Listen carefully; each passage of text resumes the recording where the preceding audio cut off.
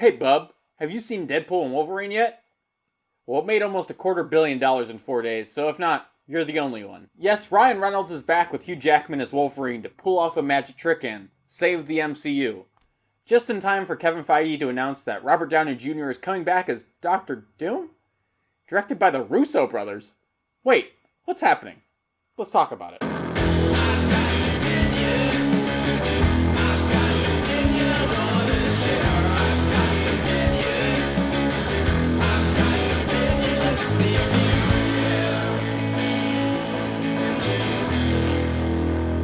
Let's start with the good stuff. The third installment of anything is hard to pull off, especially in comedy.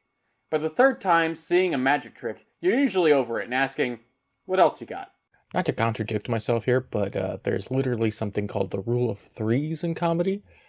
So maybe this point will be more salient when the inevitable Deadpool 4 comes out. Yet, Deadpool and Wolverine mostly pulls it off. By all logic, Deadpool should be a character too shallow to maintain a franchise.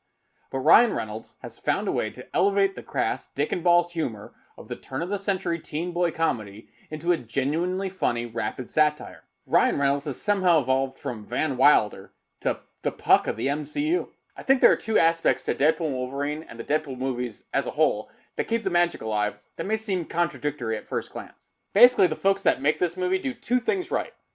They don't take things too seriously, and they take Deadpool very seriously. For the mark of the mouth, everyone and everything are a target for ridicule. The MCU and the franchise filmmaking in general need you to believe that every movie, show, and connected installment is just as important as the last, so you won't skip a single one. But for Deadpool, nothing is sacred. So this movie has no problem pointing at the slumping box office numbers, elephant in the room. At the same time, while it treats IP films as comedic fodder, it serves as a send-off of previous iterations of the Marvel movies and realizes that while these films aren't sacred, they are special to some people. The pre-MCU movies worked their way through shitty movie execs, bad sets, early CGI, and a host of other problems to lay the foundation that the MCU would build its empire on. Hell, Kevin Feige got his start working on some of those movies. When it comes to what I didn't like about the flick, there's really not much. Some of the jokes are a little inside baseball, but hey, I play this kind of baseball, so it worked for me. Another thing I didn't like about this movie was something that's actually come up in the aftermath of this movie and its success. And this kind of relates to the rest of the video. And that is, after all these cameos were so well received by the public, movie execs want to bring these actors back again to play these characters. I just wish movie execs would let stuff die and move on and evolve. Wesley Snipes was already Blade 20 years ago. And the whole joke is that Channing Tatum didn't get to make a Gambit movie. Move on. I feel like I'm talking to an ex. For a brief, shining moment, it seemed like the MCU is back to taking chances and having fun. I'm sure you've seen the memes, but that newfound faith was shaken once Hall H came around. I want to preface this by saying I love Robert Downey Jr., and I think he's a great actor and could absolutely crush playing Doctor Doom. That is, he could do it if he hadn't already done a really great job playing Iron Man for 10 years. I know what some of you are saying. In the comics, Iron Man becomes Doom sometimes. But that is a subversion of an already established Doom. A twist on a familiar character. Doom has yet to have that solid foundation in the MCU. So it feels a lot less like a twist and more like a step back. A retreat into some perceived safety.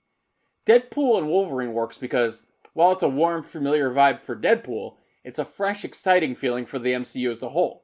Whereas bringing back RDJ and the Russos feels less like an exciting story opportunity and more like a decision of a scared executive hoping to get more milk from that cash cow. I'm sure whatever meddling exec that backed up that money truck to bring back the Dream Team isn't thrilled with the lukewarm response, but in the end, all that matters to them is the box office. From my perspective, I wish Marvel would take the Tom Holland route a little more often. No offense to Mr. Holland, but I had never heard of him before Spider-Man, and now he is Spider-Man. Find young unknowns, sign them up for a decade of movies, and nurture their talent and bank accounts to serve the character they're playing. Make the MCU into an incubator of gifted youths, so they can hone their craft on a large stage like SNL or The Daily Show. I spent way too long learning that riff on guitar just for that bit. Appreciate it. But that takes investment and long-term thinking. Not exactly what movie execs are known for. Just look at the recent news or rumors about the last Spider-Verse movie. Fucking suits.